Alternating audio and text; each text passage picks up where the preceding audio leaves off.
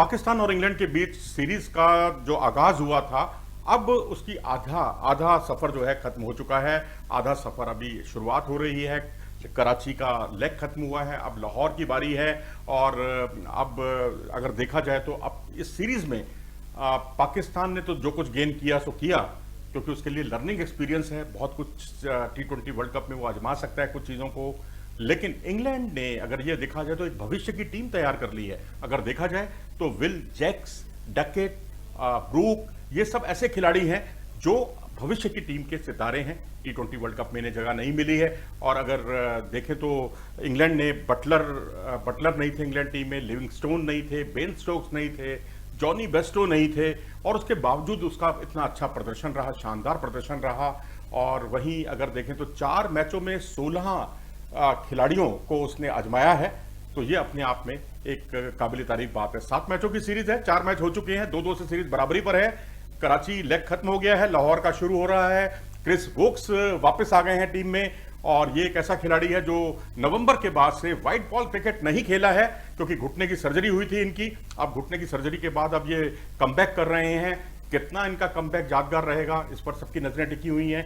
और Jos Buttler जो बड़ी उम्मीदों के साथ कराची लेग पर नजर बनाए हुए थे, पिंडली की इंजरी जो है उनकी, काफ इंजरी, उससे अभी तक वो रिकवर नहीं कर पाए हैं, तो इसलिए वो खेलते हुए दिखाई नहीं देंगे। ये एक बहुत बड़ा झटका है इंग्लैंड टीम के लिए। और वहीं अगर पाकिस्तान के नजरिए से देखा जाए तो पाकिस्तान ने जो कुछ गेन किया है वो है मोहम्मद नवाज को पावर प्ले में गेंदबाजी देना और उसमें कामयाबी हासिल करना। बहुत इंटेलिजेंट बॉलर हैं और फील्ड के अनुकूल गेंदबाजी करते हैं। जैसी फील्ड लगाई जाती है वैसी बॉलिंग करते हैं, और इसी के परिणाम स्वरूप उनको विकेट भी मिलते हैं।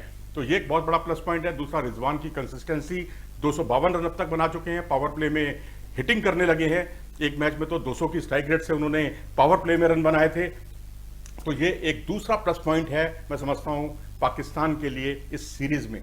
और बाबर रिजवान, अब यहां पर गौर करने वाली यहां जो बात है, जो सीखने वाली बात है, वो ये है कि बाबर रिजवान अगर 13-14 ओवर तक टिक जाते हैं, 13-14 ओवर में सिमट जाते हैं इनका पुलिंदा, तो उस वक्त आसिफ को प्रमोट करें, नवाज को प्रमोट करें, हैदर अली को खिलाएं, हैदर अली को नंबर 3 पर लाएं।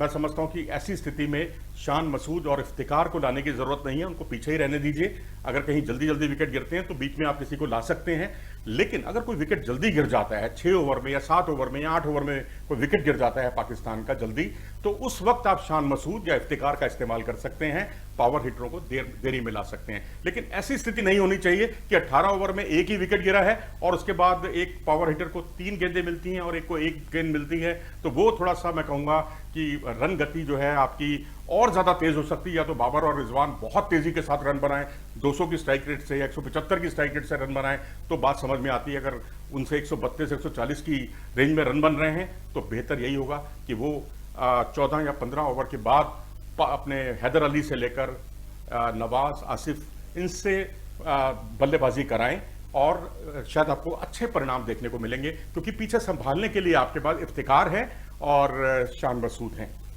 इसके अलावा इस मैच में अगर देखें तो उस्मान कादिर, जो कि 5वां मुकाबला होना है, और उस्मान कादिर जिन्हें इंजरी हुई थी, कैच बहुत शानदार पकड़ा था उन्होंने। शादाब उनकी जगह आ सकते हैं, क्योंकि शादाब अभी तक इस सीरीज में खेले नहीं हैं। तो मैं तो ये भी कहूंगा कि बाबर आजम हो, रिजवान हो, हैरिस राउफ हो, इन तीनों खिलाड़ियों को बारी बारी करके आपको आराम देना होगा, क्योंकि ये तो एक सीरीज है, लेकिन T20 वर्ल्ड कप इससे भी बड़ी बात है, क्योंकि ये तो उसका एक तरह से ड्रेस रिहर्सल है।